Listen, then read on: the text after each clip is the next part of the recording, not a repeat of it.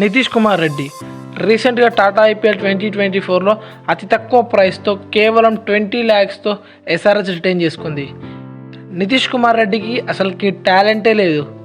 నితీష్ కుమార్ రెడ్డి ఏదో 2-3 మ్యాచ్లు ఆడిండు, అవుట్ కాలేదు. కాకపోతే టాలెంట్ ఉన్న వ్యక్తి అయితే ఫైనల్లో ఎందుకు ఆడాడు? దీని మీద మీ అభిప్రాయం ఏందో కామెంట్ బాక్స్లో కామెంట్ చేయండి. కాకపోతే కామెంట్ చేసే ముందు ఈ వీడియో మొత్తం చూడండి. Let's go to channel.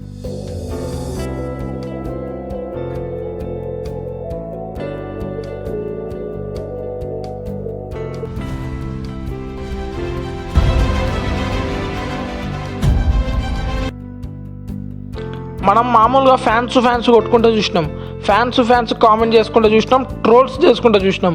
లేకపోతే ఒక ఫ్యాన్ బాయ్ ఇంకో ఫ్యాన్ మీద ట్రోల్స్ చేయడు, కామెంట్ చేయడం చూసినాం. లేకపోతే ఒక ఫ్యాన్ బాయ్ డైరెక్ట్గా కూడా ప్లేయర్ని కామెంట్ చేయడం చూసినాం. బట్ ఇక్కడ అది కాదు, ఒక ఇండియన్ ప్లేయర్ ఇంకో ఇండియన్ లెజెండ్ ప్లేయర్ని కామెంట్ చేసినాడు, అది కూడా నెగిటివ్గా. రీసెంట్గా జరిగిన ఒక ఇంటర్వ్యూలో నితీష్ కుమార్ రెడ్డి ధోనికి టాలెంట్ లేదు, ధోని అన్స్కిల్డ్ అని చెప్పిండు. బట్ అతను చూడలేదేమో, ధోని కొట్టిన 3 ICC ట్రోఫీలు ప్రపంచంలో ఇప్పటిదాకా ఏ కెప్టెన్ కొట్టలేదు.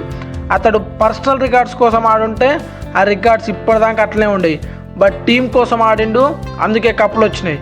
ఒక్కసారి ఇది ఒకటి వినండి, ఎప్పుడైనా టీం కోసం ఆడుతున్నాం కప్పులు వస్తాయి, రికార్డ్స్ కోసం ఆడుతున్నాం మైల్ స్టోన్స్ దాటుతాం. బట్ అదే నితీష్ కుమార్ రెడ్డి రీసెంట్గా జరిగిన ఒక మ్యాచ్ SRH వర్సెస్ CSK మ్యాచ్లో CSK జెర్సీ నెంబర్ 7 జెర్సీ తీసుకుపోయి ధోని దగ్గర ఆటోగ్రఫీ తీసుకుంటూ. ఇప్పటిదాకా జరిగిన మొత్తం క్రికెట్ హిస్టరీలో ధోని గురించి ఎప్పుడూ అందరూ పాజిటివ్గా మాట్లాడేటోళ్ళే ఉంటారు. ఎక్కడెక్కడ ప్లేయరు అవుట్ ఆఫ్ కంట్రీ నుంచి, అవుట్ ఆఫ్ స్టేట్ నుంచి వచ్చిన చాలామంది ప్లేయర్స్ ధోని కాడి నుంచి నేర్చుకొని పోయిన వాళ్ళే వేలల్లో ఉంటారు. బట్ ధోని ఇప్పటిదాకా ఎక్కడ కూడా నా వల్ల టీం గెలిచింది, నా వల్ల మ్యాచ్ గెలిచింది, నా వల్ల కప్పులు గెలిచిందని ఏ రోజు కూడా ఎక్కడ కూడా చెప్పలే. ధోని గురించి చెప్పాలంటే అన్నీ చాలా ఉంటాయి, చాలా రికార్డ్స్ ఉంటాయి, చాలా ముచ్చట్లు ఉంటాయి. కాకపోతే ఒక పర్సన్ 3 roles అనేది చాలా కష్టం, ఒక క్యాప్టెన్గా, ఒక కీపర్గా, ఒక ఫినిషర్గా.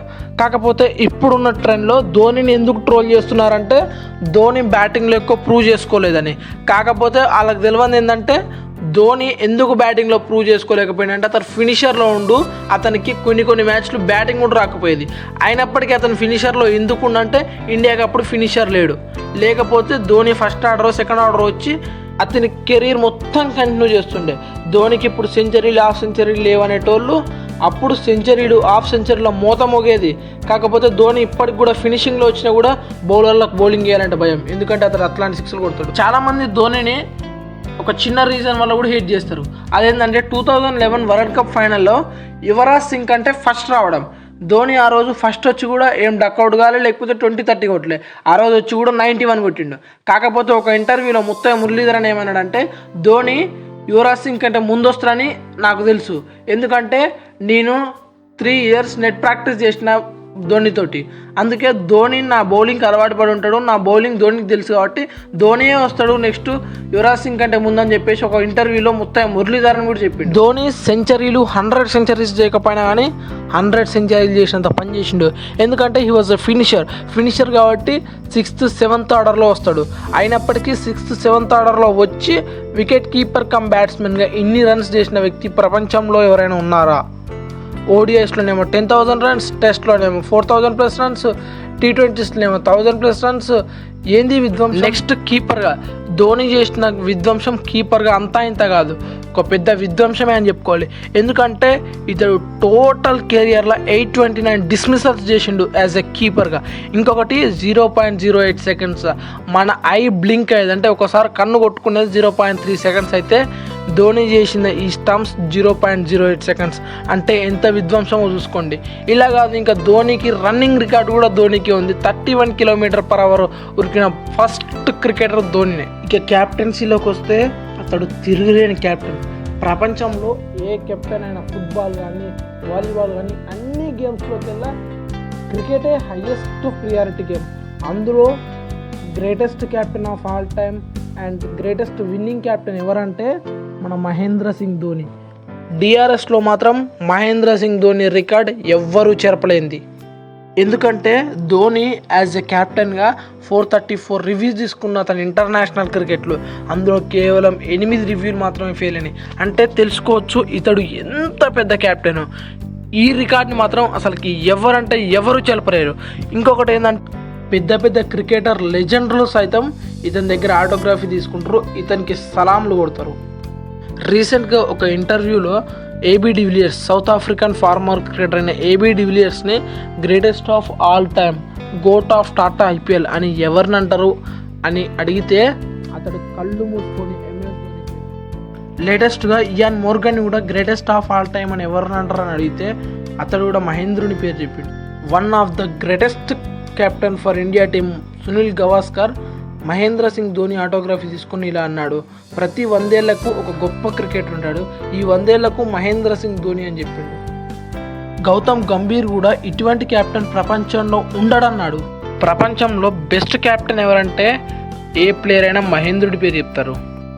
అతడికి 42 సంవత్సరాలు వచ్చినా నీ ఇంజురీ ఉన్నా అని మళ్ళీ 2025 ఐపీఎల్కి ఆడతానని చెప్పి చెప్తుండు.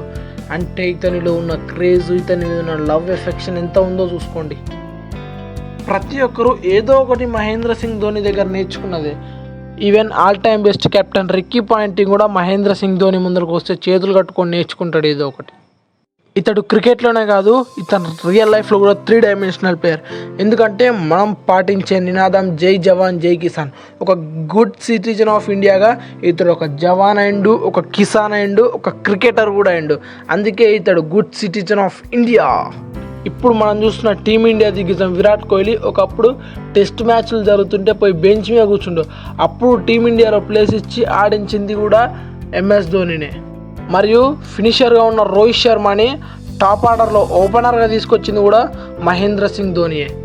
నితీష్ కుమార్ రెడ్డి మొన్న జరిగిన టాటా ఐపీఎల్ 2024 ఫైనల్లో కూడా కేవలం 10 బాళ్ళకు 13 కొట్టిండు. అదే మహేంద్ర సింగ్ ధోని 2011 వరల్డ్ కప్లో 91 కొట్టి ఒంటి చేతితోటి ఇండియాకి విజయాన్ని అందించి కప్పు తెచ్చిండు.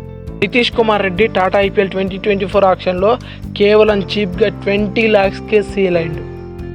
అదే మహేంద్ర సింగ్ ధోనికి ఐపీఎల్ కాదు, ఐపీఎల్ ఆక్షన్లో కూడా రికార్డు ఉంది. అదేంటంటే అన్ని టీంలు ఒక్కొక్కసారి బిడ్ చేసిన one and only person Mahendra Singh Dhoni.